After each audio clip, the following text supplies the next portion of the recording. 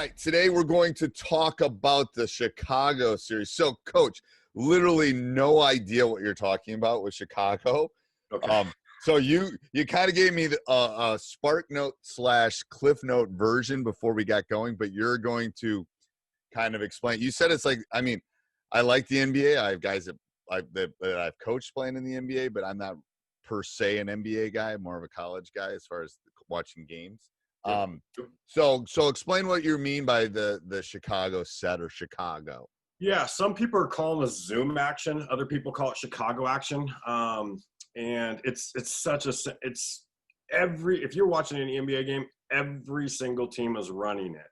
And they run it all game long. And once you see this, you're going to be like, the light bulb is going to go off. And it's such a simple action. You're like, how is that so effective? But it's extremely effective, and it's a 3-man game on one side of the floor. So I got a video here for all of you who are watching. If you're listening, I'll put it down in the show notes. You can go to YouTube and you'll be able to see the diagrams too when we go to Fast Draw. But we'll try to talk through it the best we can. Yep. So we're gonna ignore here there's a point entry pass here that we're going to make, and it's going to be point over action, but we're just going to ignore that action right here because that's more of a decoy. The high post getting the ball at the elbow. Yeah. Correct. And then the point guard's kind of coming off pinch post on that side, but we're going to ignore that, even though you still could go into Chicago, but we don't want to confuse anybody here. You can still go into Chicago action over here with the down screen. But what happens is we want to look at the weak side of the floor, and we got a pin down screen coming for the corner player over here. Okay. So I'm going to go ahead and play this. Now, what happens is you can see that the player in the corner setting up his man is going to come off this pin down, and you can see number 23 here, who's got the ball, who received the post entry pass, is now going to come off and get ready to perform a DHO with the corner guy. And explain to people what that is, DHO. Dribble handoff. Okay. And what are the two guys over closest to us doing? So you have this 3-person action away on the far side of the court, but what are these two? Because I would just tell them to sink. Yeah, well, actually, I mean, you could sink because you see what's coming here, and you got this DHO, so you want to kind of clear here. But what you really want to do is you want to have them interchanging, so that way this guy can't come in here and sag into the lane. So you want to occupy. You always want to try to have some decoy actions on the weak side of the floor that are exactly that, just decoy actions. So one guy can't, sag in and take the hole. Okay. So we'll keep going here. Now, right here, here's where you can kind of see this gets set up. So this is why this is so difficult. This defender has got to come through the pin down, and then he has to get through the DHO, which is also like a ball screen, right? It's like another ball screen. It is. Correct. So it's like a 2-ball screen. Now, this guy is going to roll. Oh, I don't know what just happened there. That's okay. Let me go back. Sorry. Go back. So hit play. Just let it. Yeah, there you go. Okay, so now what happens is the DHO guy is going to roll straight to the rim, okay? And the guy who set the original pin down is now going to pop up and lift up for this possible throwback pass. So now this puts this guy in a tough position. What's he going to do? Number one, we got a nice lane wide open here. If you can see, here's the weak side guy, and this is why we did the interchange. He came all the way in here. He could pass right here for a wide open 3 here in the corner. Right, as long as they rise a little bit off that. Yeah, I agree. Yeah. Now, but here's now this guy's going to come into the lane. He's going to take a wide open jump shot. But this guy's got to make a decision. If he tags the roll man, then we have a throwback pass for a wide open 3 here. If he steps out on here, and this guy has now got to come up and stop the ball, now we got a little lob opportunity to here. You'll see here as I hit play. It was just a wide open little jumper. Probably not the best idea. He could have. Nah, I would have taken it to the rim. So play the next. Don't you have 2 more right after this? Because I think that not the next one, but the third one's really good. Yep. So just talk through these. You got the same thing. Make a pass. We got the pin down coming in Chicago action. We got the roll. We got the lift. And then here's the one. I think they get a dunk off of this one. I think. Roll, lob. Look at the big guy pinning in the. That's what I was just gonna say. That's Rui Hachimura, and Gonzaga is so good at this too. It's like now there's a couple reasons. Let me see if I can rewind this slightly. There's a couple reasons why he is doing this. Number one, it clears up the lob on the weak side. But what can Gonzaga is so good at this. this guy can come all the way down here. He not only did he seal for a post up, but he actually sealed his man for a wide open drive. Right. Yeah, he could have kept going. And the thing is, if this guy on the same side helps, it's a wide open 3 in the same side corner. I love that. And you see this guy right here. Now, how as coaches, what do we teach as far as tagging the roll man? It's always the lowest man from the side of the floor where that ball is coming from. So what happens is this guy right here is typically down here to prevent that lob. And that's when you see Corey Kispert over here is wide open. But they're smart enough to not leave Corey Kispert open for that wide open 3. But that's Chicago action. So I love that. Let's go back. We can just briefly go through the fast draw one too here. Okay, cool. Okay, so go through it. Some people learn different ways. So let's just briefly go through it here. So I love the same side of the court. I love that. Yeah, I gave a couple different examples here. This one is also, you can run this out of I don't know if you're a secondary break guy or like to run the numbered break, but I call this Carolina strong through Chicago fist. Right. Again, I'm Carolina's our 1-4-3 numbered break. Strong means we made a pass to the strong side of the court. Through means one goes through. Then we go into Chicago action, and then fist is the ball screen. So the play call is our actions. Okay. We spoke about this in a previous podcast, but yeah. So one passes the ball ahead to number 2, and then one's going to cut all the way through. We're going to swing the ball quickly from 2 to 4, and this is when we go into Chicago action, okay?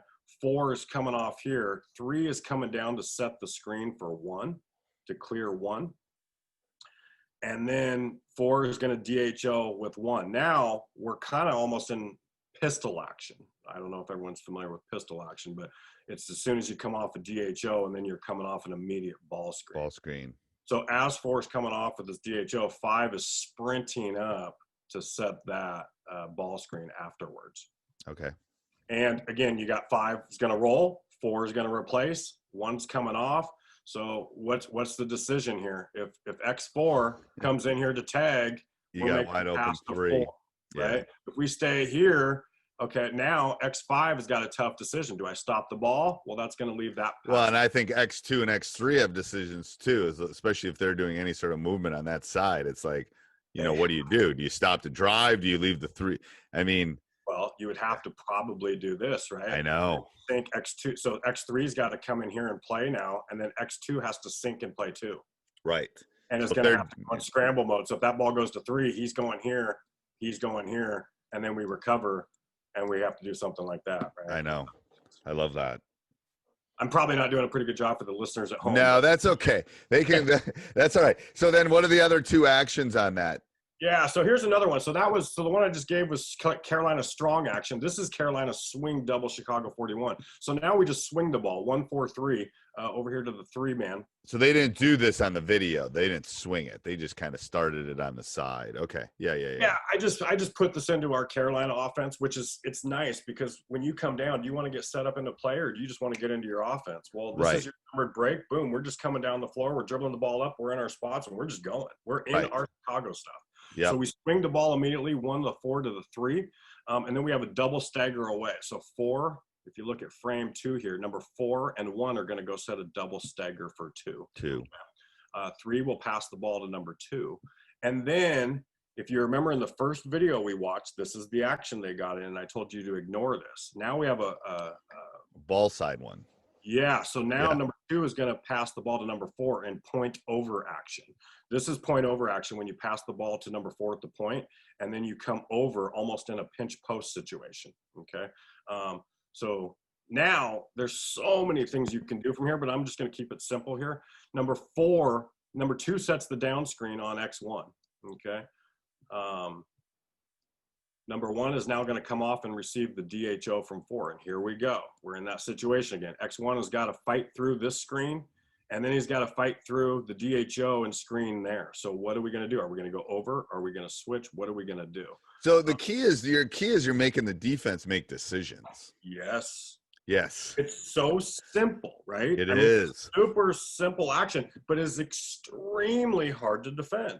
And really, I'm not. It's not that hard of an action, to be honest with you.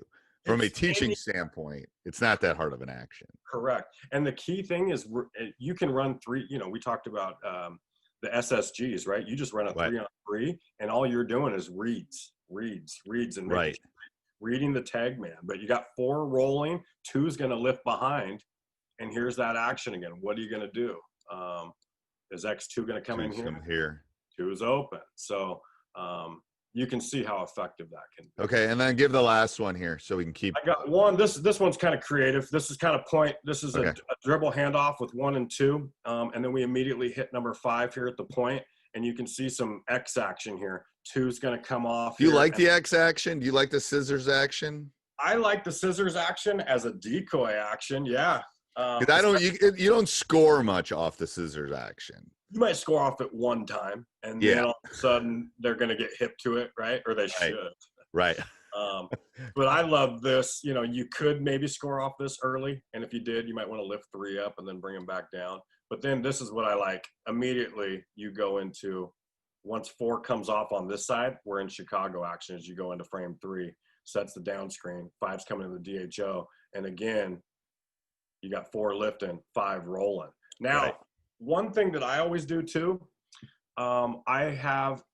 we talk about terminology. If I call anything, let's say I call 21 elbow X Chicago. If I call 2 at the end of it, that means that my DHO guy will, instead of rolling, he will set a screen now.